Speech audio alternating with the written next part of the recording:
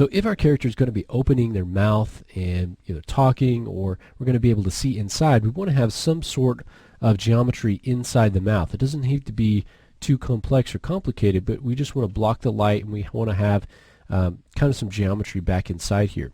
Now right now it's a little bit hard to access. We can go inside the model, however, and kind of see a little bit better what it is that we're doing. So the idea here is, right now the lips kind of stop as they go inside. We want to create kind of a mouth bag or mouth sac to have, we can put our teeth and gums and our tongue inside of, and it'll block the light, and it'll kind of help us with the illusion of the mouth. And so what we can do is, I'm just going to start to kind of take this inner line here a little bit, and I want to scale it in a little bit, and let's go ahead and extrude it back.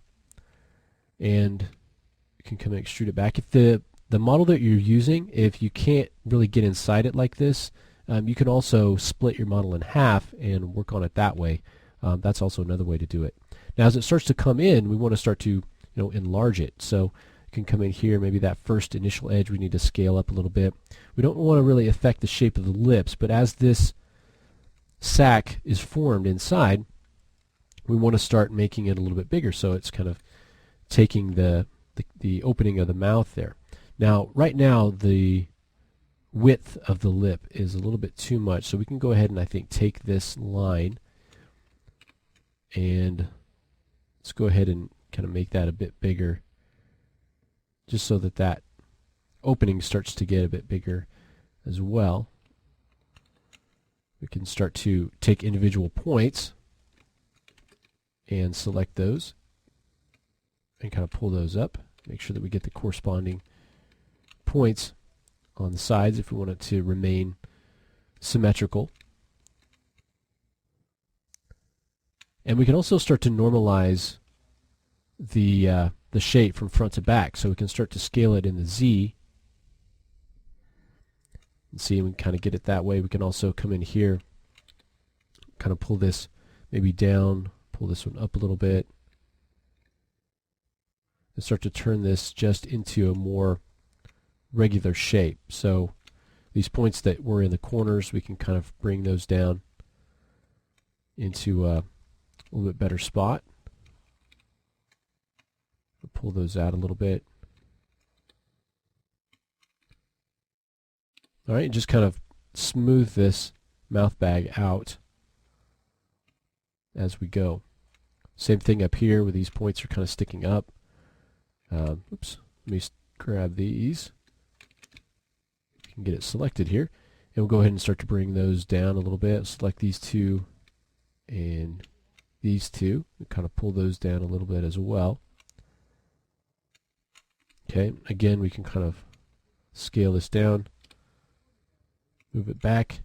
Now we can continue to extrude, kind of move this back here. Now as we start to move back, we can, once we get a little bit further, and I can turn on wireframe 2 just to kind of see what that's looking like. So I think I still want to get maybe a little bit bigger here. Kind of scale that in the Z to make it a little bit flatter.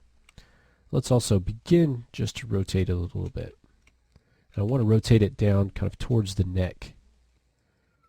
Okay.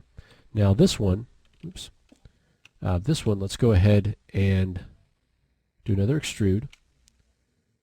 And we'll pull this back, and this time we'll start to, again, clean it up in this direction, but let's actually start to scale it down overall and rotate it down kind of towards the neck area. Let's repeat that. We'll extrude that down again. And you don't have to go too far.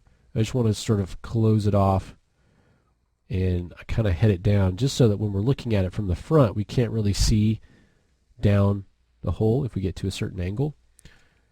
And so I'll just continue that down. You could also close it off and just close off the geometry at the back. That'd be another way to do it as well.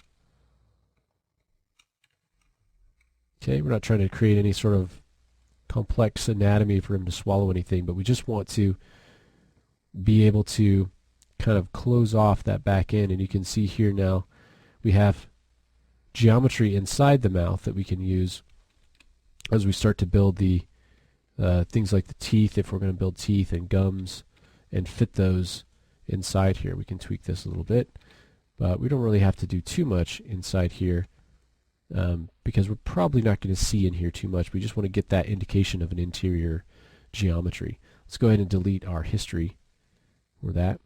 And then we've got kind of the interior of the mouth built. Okay, you can come in and tweak the lips here. So if we come in and maybe the geometry that we have is not letting us define the lips as much as we would want, so we could maybe come in with these points, and let's select all of these, kind of pull those down a little bit, maybe forward, just help us define the lips a little bit better. And the same thing here. I want to keep the sharpness of the lip.